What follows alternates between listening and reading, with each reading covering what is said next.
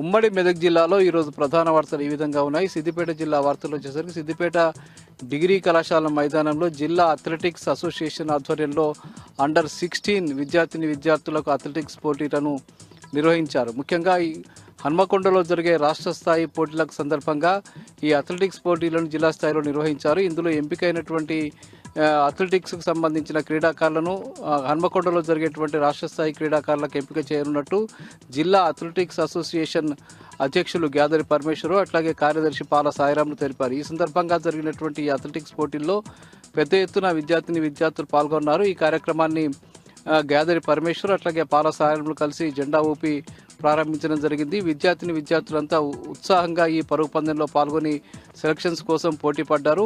Select అయిన విద్యార్థులందరినీ కూడా రాష్ట్ర స్థాయిలో ఎంపిక చేసి వారిని మళ్ళీ పోటీలకు సిద్ధం చేస్తామని చెప్పి ఈ సందర్భంగా నిర్వాహకులు తెలపడం జరిగింది.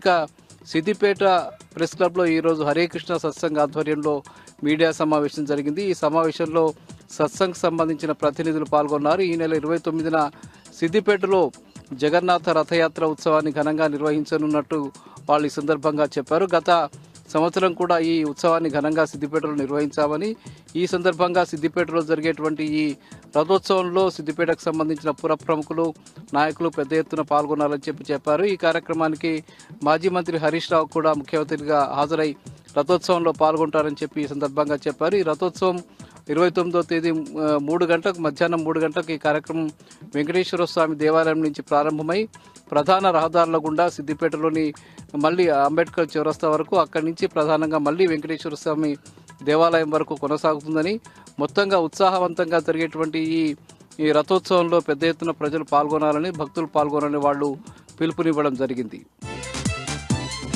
సంగారెడ్డి జిల్లా గుమ్మడిదలలో పెద్ద ఎత్తున ఆందోళన కొనసాగుతూ ఉన్నది. డంప్ యార్డుకు వ్యతిరేకంగా నల్లవెల్లి, ప్యారానగర్ ప్రాంతానికి సంబంధించిన ప్రజలతో పాటు గుమ్మడిదల మండలంలోని 13 గ్రామాల ప్రజలు పెద్ద ఎత్తున డంప్ యార్డుకు వ్యతిరేకంగా పోరాటం చేస్తున్న విషయం తెలిసిందే. ఈరోజు 143వ రోజు కూడా పెద్ద ఎత్తున ప్రజలు ఈ ఆందోళన కార్యక్రమంలో పాల్గొన్నారు. పెద్ద ఎత్తున కార్యక్రమం జరుగుతూ ఉన్నది. ముఖ్యంగా డంప్ యార్డుకు వ్యతిరేకంగా 143 రోజులుగా ఈ ప్రాంతానికి సంబంధించిన ప్రజలు పోరాటం చేస్తున్నా కూడా రేవంత్ రెడ్డి ప్రభుత్వంలో కనీసం చలనం కూడా కనిపించడం లేదు. ముఖ్యంగా కార్పొరేట్ సంస్థలకు, పారిశ్రమలకు ఈ ప్రాంతానికి సంబంధించిన భూముల్ని దారాదత్తం చేసే లక్ష్యంగా రేవంత్ రెడ్డి ప్రభుత్వం వ్యవహరిస్తున్నదని, ముఖ్యంగా ఇక్కడి పచ్చటి పొలాలను, పచ్చటి పర్యావరణాన్ని ధ్వంసం చేస్తూ ఈ ప్రాంతాన్ని పూర్తిగా కలుషితం చేసే లక్ష్యంగా జరుగుతున్నటువంటి ఈ ప్రయత్నాన్ని ఎట్టి పరిస్థితుల్లో కూడా తాము అడ్డుకుంటామని చెప్పి ఈ మండలానికి సంబంధించిన ప్రజలు పోరాటం చేస్తున్నారు. రామ్కీ సంస్థకి ఇచ్చినటువంటి ఈ ఒప్పందాన్ని, జీవోను వెంటనే రద్దు చేసుకోవాలని చెప్పి వాళ్ళు డిమాండ్ చేస్తూ ఉన్నారు. నల్లవెల్లి, ప్యారానగర్ ప్రాంతం అంతా కూడా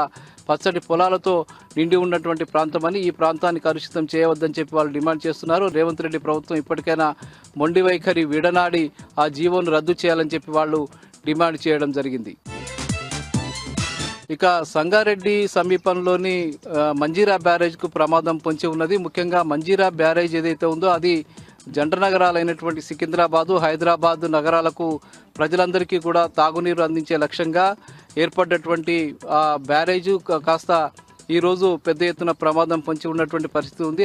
దానికి సంబంధించిన గేట్ల వద్ద కొన్ని పగుళ్లు ఏర్పడి అందుకు సంబంధించిన నీరంతా కూడా లీక్ అయి వెళ్ళిపోతున్నటువంటి పరిస్థితి కనిపిస్తూ ఉన్నది. ముఖ్యంగా చాలా ఏళ్ల క్రితం నిర్మించినటువంటి ఈ ప్రాజెక్టు క్రమక్రమంగా ఇది చెడిపోతున్నటువంటి పరిస్థితి ఉంది. గత మార్చి 22న ఇరిగేషన్ శాఖకు సంబంధించిన నిపుణుల బృందం కూడా అక్కడికి వచ్చి ఆ బ్యారేజ్ని పరిశీలించి దీన్ని మరమ్మతులు చేయాలని చెప్పి రాష్ట్ర ప్రభుత్వానికి నివేదిక కూడా అందించడం జరిగింది. అయితే ఇప్పటి వరకు కూడా రాష్ట్ర ప్రభుత్వం నుంచి కనీసమైనటువంటి స్పందన లభించలేదు. ఫలితంగా అది రోజు రోజుకు ఆ లీకేజీలు ఎక్కువైపోయి అది మరింత కుంగిపోతున్నటువంటి పరిస్థితి నెలకొంది. అక్కడి గేట్ల వద్ద ఉన్నటువంటి పగుళ్లు మరింత పెద్దవైపోయి నీళ్లన్నీ కూడా లీకేజ్ అయిపోయి వృధాగా పోతున్నటువంటి పరిస్థితి నెలకొంది.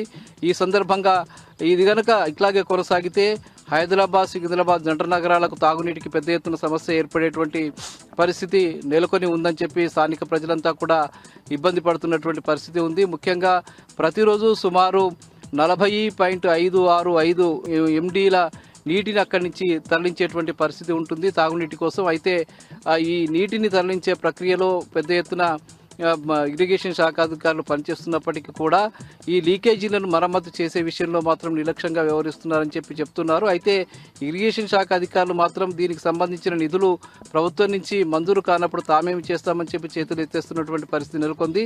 ఒకవేళ వెంటనే మరమ్మతులు చేపట్టకపోతే ఆ మంజీరా బ్యారేజ్ పూర్తిగా ధ్వంసమయ్యేటువంటి పరిస్థితి నెలకొందని రేవంత్ రెడ్డి ప్రభుత్వం ప్రాజెక్టుల పట్ల నిర్లక్ష్యం వహించకుండా ఈ మరమ్మతులు చేపట్టాలని చెప్పి వాళ్ళు డిమాండ్ చేస్తూ ఉన్నారు.